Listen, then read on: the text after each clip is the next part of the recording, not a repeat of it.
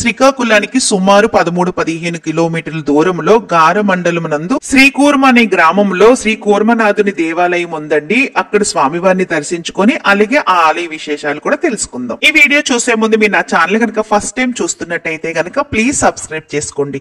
అలాగే పక్కనున్న bell icon click చేయండి. నా నోటిఫికేషన్స్ మీకు వచ్చేస్తాయి. లైక్ చేయడం అసలు మర్చిపోద్దండి. మీరు ఒక లైక్ చేయడం వల్ల నా వీడియోస్ చాలా మందికి రీచ్ అవుతాయి. ఇప్పుడు వీడియోలోకి వెళ్ళిపోదామండి. శ్రీ మహావిష్ణువు తన దశావతారాల్లోని 2వ అవతారమే శ్రీకూర్మ అవతారం. ఇక్కడ స్వామివారు స్వయంభూగా శ్రీకూర్మ అవతారములు వెలిసినటువంటి ఆలయమే ఈ శ్రీకూర్మ దేవాలయం. స్వామి స్వయంగా శ్రీకూర్మ అవతారములో వెలిసినటువంటి ఆలయం మన భారతదేశంలోని ఈ ఒక్క శ్రీకూర్మలోనే ఉంది. ఈ ఆలయం కృతాయుగం నాటి పురాణాతన దేవాలయంగా చెప్తారు. ఈ ఆలయంలోకి రాగానే మనకి ఇక్కడ స్వామివారు ఎలా వెలిసారు ఏంటన్నది చరిత్ర అంతా కూడా ఇక్కడ రాసి ఉంటదండి. అలాగే ఇక్కడ స్వామివారి దశావతారాలు కూడా మనం చూడొచ్చు. ఈ దేవాలయానికి ఒక ప్రత్యేకత ఉందండి. అదేంటంటే ఏ దేవాలయంలోనైనా సరే ధ్వజస్తంభం అనేది ఒక్కటే ఉంటుంది. కానీ ఈ ఆలయంలో మాత్రం 2 ధ్వజస్తంభాలు ఉంటాయి. ఇక్కడ ఇది ప్రత్యేకత. అలా ఎందుకంటే ఈ దేవాలయంలోని స్వామివారి శిరస్సు పశ్చిమ దిక్కున ఉంటుంది. అందుకని పశ్చిమ దిక్కున ఒక ధ్వజస్తంభం ఉంటుంది. అలాగే తూర్పు దిక్కున ఒక ధ్వజస్తంభం ఉంటుంది. ఇలాగా ఈ దేవాలయంలోని 2 ధ్వజస్తంభాలు ఉంటాయి. శ్రీ మహావిష్ణువు తన దశావతారాల్లోని 2వ అవతారమైనటువంటి శ్రీకూర్మ అవతారాన్ని స్వామివారు అసలు ఎందుకు ఎత్తాల్సి వచ్చిందో ఇప్పుడు తెలుసుకుందాం. కృతాయుగంలో అమృతం కోసం దేవతానువులు క్షీరసాగరాన్ని చిలకడం మొదలు పెడతారు. మందరగిరిని కవ్వంగాను వాసుకి సర్పాన్ని తాడుగా చేసుకుని దేవతానువులు పాల సముద్రాన్ని చిలుకుతూ ఉంటారు. అప్పుడు మందరగిరి సముద్రంలోనికి జారిపోతూ ఉంటుంది. సముద్ర మదనానికి ఆటంకం కలగడంతో అప్పుడు దేవతానువులు శ్రీ మహావిష్ణువుని వేడుకుంటారు. అప్పుడు శ్రీ మహావిష్ణువు కూర్మ రూపాన్ని దాల్చి సముద్రంలోనికి చేరి మందరగిరిని తన వీపు మీద మోసి మునిగిపోకుండా చేస్తారు. అలా శ్రీ మహావిష్ణువు కూర్మ రూపాన్ని దాల్చారని, ఆ రూపాన్ని బ్రహ్మదేవుడు శ్రీకూర్మంలో ప్రతిష్ఠించారని చెప్తారు.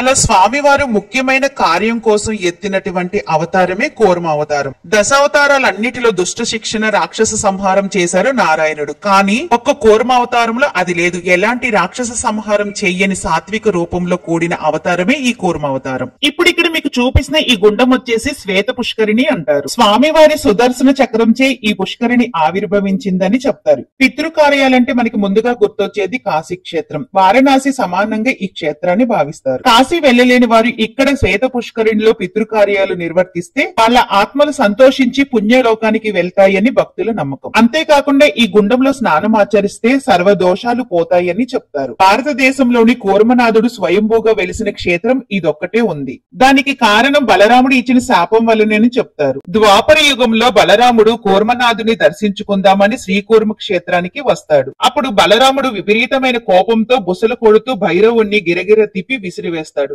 అప్పుడు అక్కడ క్షేత్ర పాలకుడు అయిన భైరవుడు బలరాముణ్ణి కూర్మనాథుని దర్శనం చేసుకోకుండా అడ్డగిస్తాడు. జరిగిన విషయం తెలుసుకున్న కూర్మనాథ స్వామి బలరామునికి దర్శన భాగ్యం కల్పిస్తాడు. అయినప్పటికీ కోపం చల్లారని బలరాముడు ఇది అతనికి జరిగిన అవమానంగా భావించి భూమి మీద మరెక్కడ కూర్మనాథుని ఆలయం ఉండరాదని శపిస్తాడు. అందువల్ల స్వామివారి కూర్మ అవతారంలో ఆలయాలు మరెక్కడా లేవని పురాణ కథనం. ఈ ఆలయంలోని మొత్తం 108 రాతి స్తంభాలు ఉన్నాయి. అవి ఒకదానికి ఒకటి పోలిక ఉండకపోవడం ఆశ్చర్యకరం. ఇక గర్భాలయం వెలుపల కుడివైపు భాగాన చిన్ని అంతరాలయంలో ఉత్సవ మూర్తులు ఉంటారు. ఈ మూర్తులు 12వ శతాబ్దం నాటివని చెప్తారు. ఇక్కడ మీకు చూపిస్తున్నవి అవేనండి. మనం ఏ ఆలయానికి వెళ్లిన గర్భగుడిలో విగ్రహం మనకి ఎదురుగా కనిపిస్తుంది. కానీ ఈ ఆలయంలో స్వామి గర్భగుడిలో ఎడమ పక్కగా ఉంటారు. గర్భగుడిలో స్వామివారు మనకి 3 భాగాలుగా దర్శనమిస్తారు. ఇక్కడ మధ్యలో ఎత్తుగా ఉన్న భాగం స్వామివారి వీపు భాగం, దానికి ఎదురుగా ఉన్న భాగం ముఖ భాగం, వెనుక భాగం తక్కువ పరిమాణంలో ఉన్నది తోక భాగం. ఇక్కడ శ్రీ మహావిష్ణువుతో పాటు మహాలక్ష్మి అమ్మవారు కూడా ఇక్కడే కొలువు తీరి ఉన్నారు. మనలోని ఎలాంటి గ్రహ దోషాలు ఉన్నా సరే ఈ స్వామి వారికి అభిషేకాలు చేయిస్తే అవి తొలగిపోతాయని చెప్తారు. ఇక్కడ వైశాఖ శుద్ధ ఏకాదశి నాడు స్వామి వారికి కళ్యాణ ఉత్సవం వైభవంగా జరుపుతారు. స్వామివారు తాబేలు రూపంలో అవతరించారు కాబట్టి ఈ ఆలయంలోని చాలా తాబేళ్లని పెంచుతున్నారు. ఇక్కడ ఎన్ని తాబేళ్లు ఉన్నాయో చూడండి. చాలా మటుకి ఇక్కడ నక్షత్ర తాబేళ్లే ఎక్కువ ఉన్నాయి. ఇక్కడ వీటి పోషణార్థం మనం ఏదైనా డబ్బులు ఇవ్వాలనుకుంటే ఇవ్వచ్చండి. వాళ్ళు ఇక్కడ రాసుకుంటారు. మనకు తోచింది ఎంత అయితే అంతే ఇవ్వచ్చు. ఇదండి ఈ రోజు వీడియో. ఈ వీడియో కనుక మీకు నచ్చినట్టయితే ప్లీజ్ సబ్స్క్రైబ్ చేసుకోండి. అలాగే పక్కనున్న బెల్ ఐకాన్ ని క్లిక్ చేయండి. నా నోటిఫికేషన్స్ మీకు వచ్చేస్తాయి. లైక్ చేయడం అసలు మర్చిపోద్దండి. మీరు ఒక లైక్ చేయడం వల్ల నా వీడియోస్ చాలా మందికి రీచ్ అవుతాయి. అంతేకాకుండా ఈ వీడియో కనుక మీకు నచ్చినట్టయితే మీ ఫ్రెండ్స్ అండ్ ఫ్యామిలీకి షేర్ చేయండి. Thanks for watching.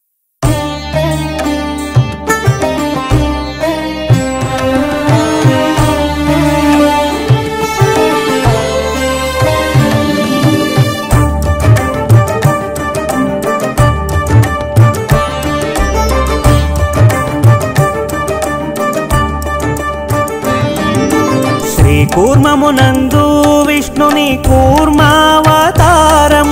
ప్రపంచమున గల ఏకైక స్వయంభూ ఆలయం దుర్గామాతే వైష్ణోదేవిగా దర్శనమిచ్చే స్థలము దక్షిణాన అంతిమ కర్మలకిది మోక్షస్థానము శ్రీకూర్మమునందు విష్ణుని కూర్మావతారము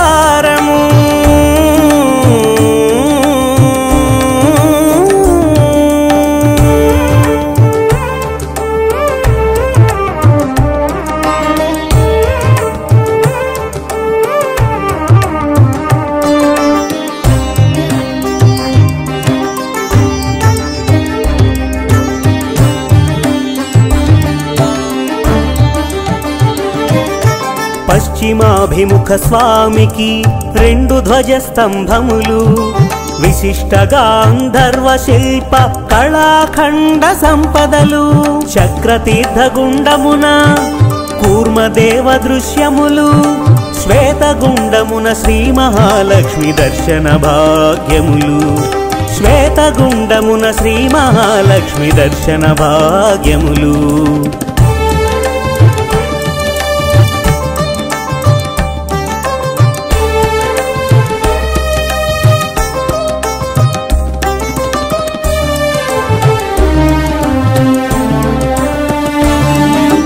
తూర్పున బ్రహ్మ ప్రతిష్ఠిత శంకరుని ఆలయం దక్షిణాన గోపాలుడు ఆగ్నేయపు నరసింహుడు నైరుతిలో విష్ణుమూర్తి వాయువ్యపు వైష్ణవి ఈ భువిపై వెలసిన పంచలింగారాధ్య క్షేత్రము ఈ భువిపై వెలసిన పంచలింగారాధ్య క్షేత్రము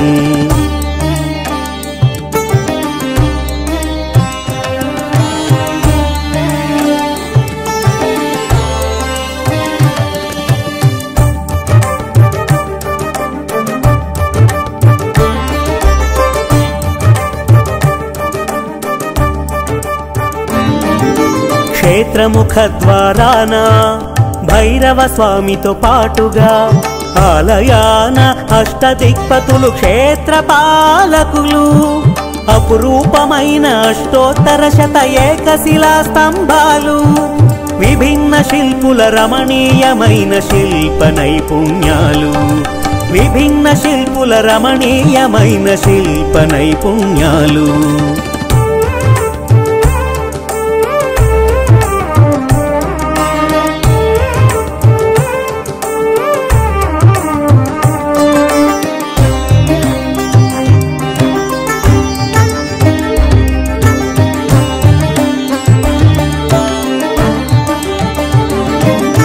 గర్భగుడిలో రాతి పీఠిపై శ్రీ కూర్మనాథుడు చందనాలంకృతుడై కాపాడునందరినీ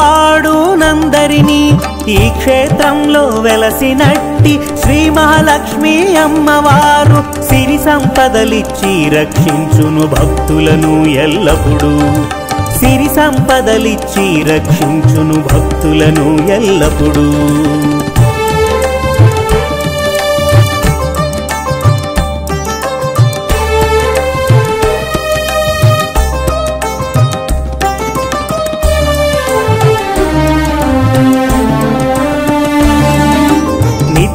నిత్యాభిషేకములు జరుగు మహావిష్ణుని ఆలయం అరుదైన కుడ్య చిత్రముల ప్రాచీన దేవళము శ్రీకృష్ణుడు జలకములాడిన గోపీ చందనమిక్కడ నేరుగా కాశీకి పోయే సొరంగ మార్గమిక్కడ నేరుగా కాశీకి పోయే సొరంగ మార్గమిక్కడ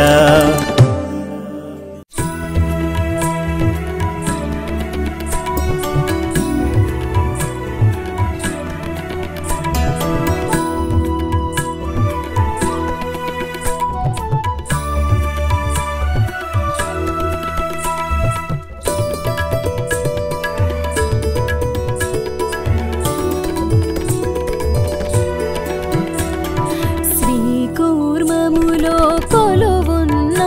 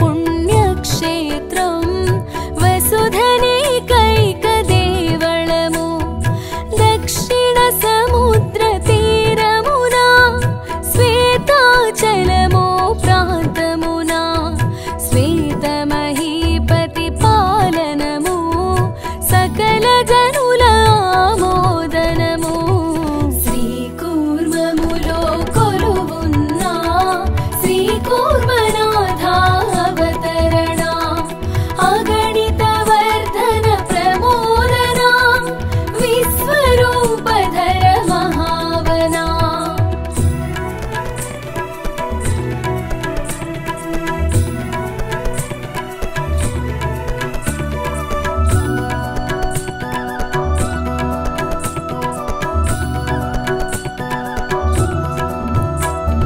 श्वेतुनि कुलसति